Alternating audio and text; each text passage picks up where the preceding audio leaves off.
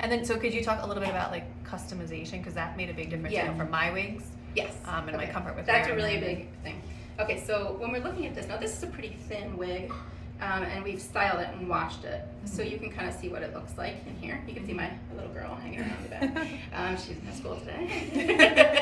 It's a family affair here. You're dancing for the camera. Okay, so wigs, the naturalness of how your wig looks depends tremendously on the customization of your wig, okay?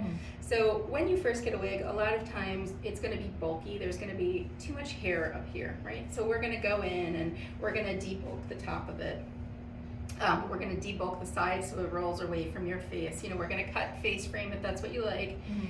Sometimes we do color. You could do like, you know, little, you know, highlights or baby lights or anything. It just depends on what you can do. We can do basically what we can do with hair.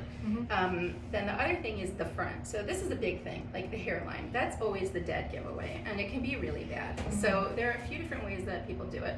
One way that I sometimes do with customers who have a little bit of bio hair left in the front is I'll tell them nothing will ever look as natural as if you pull your hair out in the front.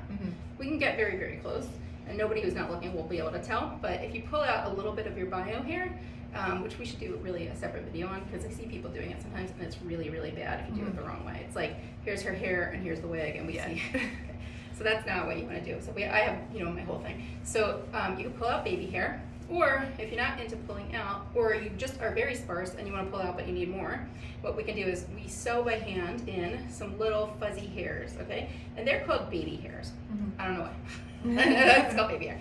And it's basically going to look a little bit, I don't know if you can really tell on camera, but it's going to look a little fuzzy, and instead of having like a stark triangle across your forehead, it's going to give you a little bit of a lift, which is going to look more natural, and it's going to hold its two purposes. It's like it's going to lift it up so it looks a little bit more like, you know, the way hair actually grows from a scalp, and it's going to pull it a little bit away from your face and off, so that helps. The third option is lace fronts. A lot of people are really into lace fronts, and they can look amazing. They are a lot more delicate, like I said. They tend to be a lot more expensive. And the issue with the lace front is, like, if it's not done well, then it's worse than nothing at all.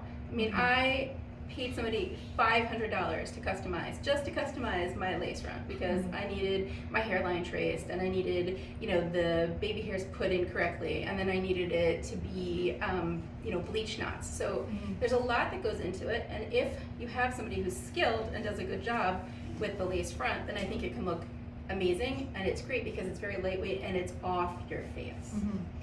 So, but it's like you have to, there are, like anything else, a lot of the customization has to be done, and the customization has to be done well. So sometimes, like, when it's not good, it's worse than nothing. Because a lot of times on less expensive wigs also, you'll see the lace, it won't be a good color, and not just that, you'll see like they tie in very big knots into the hair, like double knots to make it stronger, and then it'll look like hair plugs. So it's a whole lot of stuff. Lace front is awesome. One thing to know about it is that, like, probably within a year and a half, you're gonna have more hair, you know, hand sewn into it. That's good to know. Yeah, so it's not like without, it's like I was saying, like before, its blessing is kind of its curse. It's very delicate and thin and beautiful and natural, but it also means that it's delicate, and you're gonna have to play with it a little bit more. It's an investment, and it's, you know, something you should, nothing is bad. None of these options are bad. You just have to know kind of like the pros and cons and what's gonna work for you, your lifestyle, your budget, that kind of stuff. What else can I tell you?